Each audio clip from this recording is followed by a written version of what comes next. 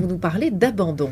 Ben, l'abandon, c'est juste être là devant Élise Lucet sans chercher quoi que ce soit d'autre.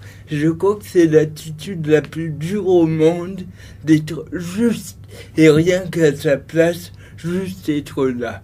Et on a beaucoup parlé ces derniers temps de lâcher prise. Et paradoxalement, vous, c'est une expression qui vous plaît pas du tout. Je trouve que quand on va hyper mal dans la vie et qu'on nous dit qu'il faut lâcher prise, c'est une exigence encore supplémentaire quand la vie demande de lâcher précisément le lâcher prise. Donc il faut lâcher le lâcher prise. C'est ce que vous dites, vous, dans votre livre. Oui, c'est une invitation à la nudité. On joue tous des rôles. Et c'est peut-être cela qui nous épuise le plus durablement. Et retrouver cette simplicité de l'enfant, les grands mystiques chrétiens, comme le Bouddha disait, qu'on a déjà le bonheur en nous, n'allons pas jouer des rôles, ça le dissimulerait. Il faut arrêter de jouer les rôles, c'est ce que vous dites. Mais concrètement, qu'est-ce que vous faites, vous, dans votre vie de tous les jours, pour aller vers l'abandon? Parce que ça semble pas si simple que ça. Je crois que l'abandon, c'est deux choses. Trouver le repos en soi et être éminemment actif. Commencer la journée comme Nietzsche, par exemple, en se demandant qu'est-ce que je peux faire aujourd'hui pour les autres. Et je pense que abandonner, c'est d'abord s'abandonner le petit ego qui souffre du matin au soir. Oui, alors abandonner son petit ego, vous le faites, je crois, en commençant la journée par une bonne action, c'est-à-dire que vous obligez tous les matins à faire une bonne action. C'est pas une obligation, mais c'est un plaisir. C'est un plaisir. Ensuite, vous faites de la méditation.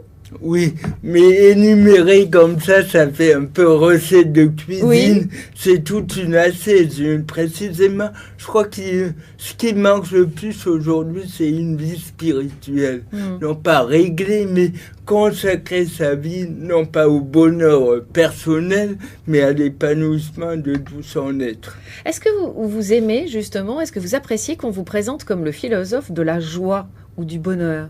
C'est lourd à porter parce que le jour où je tire la gueule, on m'en fait reproche. Donc, quelqu'un qui essaye de trouver la joie à chaque instant, peut-être oui. Mais déjà, essayer de trouver la joie, c'est mal barré parce que plus on cherche une chose, plus elle nous quitte.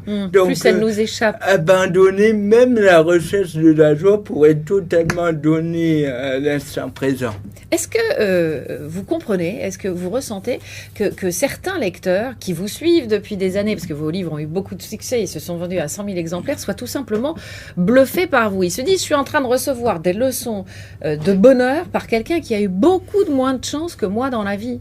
Mais précisément, peut-être que chez moi, il y a une urgence. Si je baisse les bras dans mon exercice spirituel, je suis foutu. Et donc, paradoxalement, ça me conduit à l'abandon, à la joie, ne lutter contre rien dans la vie pour être éminemment actif. Mais est-ce qu'il faut risquer, entre guillemets, de tout perdre pour voir enfin ce que l'on a? Ce que l'on est. Aujourd'hui, on réduit les gens à ce qu'ils ont. Ce que l'on est beaucoup plus précieux et ça, on ne peut jamais le perdre. Je lisais dans une de vos interviews que ce qui est difficile dans votre vie de tous les jours, et c'est vrai que ça, on a du mal à l'imaginer, c'est que quand vous rentrez dans le bus, on vous regarde comme un handicapé, donc pas toujours de manière très sympathique, et paradoxalement, quand il y a un lecteur qui vous reconnaît dans la rue, il vous saute au cou, tellement il est heureux d'avoir pu lire ce que vous avez écrit. Vous êtes finalement toujours dans des extrêmes. Ouais, ça me fait faire le grand écart et au final j'ai un peu mal aux cuisses. mais c'est ce qui est vrai pour la personne handicapée est vrai pour tout le monde. On juge l'autre à l'apparence. C'est pour ça que je me réjouis que les médias s'intéressent à mon cas pour tordre le cou à ces préjugés et vraiment voir l'autre tel qu'il est. Ouais, arrêtez de s'arrêter systématiquement aux apparences. Le film Intouchable aussi a changé un peu votre vie. Oui, j'ai été rencontré l'aspirateur de ce film merveilleux, Pozzo di Borgo. Oui. Et là, il m'a aidé justement à demander de l'aide. je crois que dans notre société, demander de l'aide, ça passe pour un acte d'humiliation. Ouais. Au contraire, c'est s'avouer qu'on est dépendant de l'autre et qu'on vit tous ensemble. C'est pas un jour de grève qu'il faut rappeler ça. Et en fait, vous avez demandé, vous, une aide personnalisée, c'est que vous avez maintenant quelqu'un à vos côtés Oui, pour vous aider. j'ai un Omar Sy à demeure et j'apprends aussi la joie en avouant sa faiblesse. Merci à vous, Alexandre Jolien. On recommande vraiment votre livre, Petit traité de l'abandon, publié au Seuil. Merci infiniment d'être venu sur notre plateau.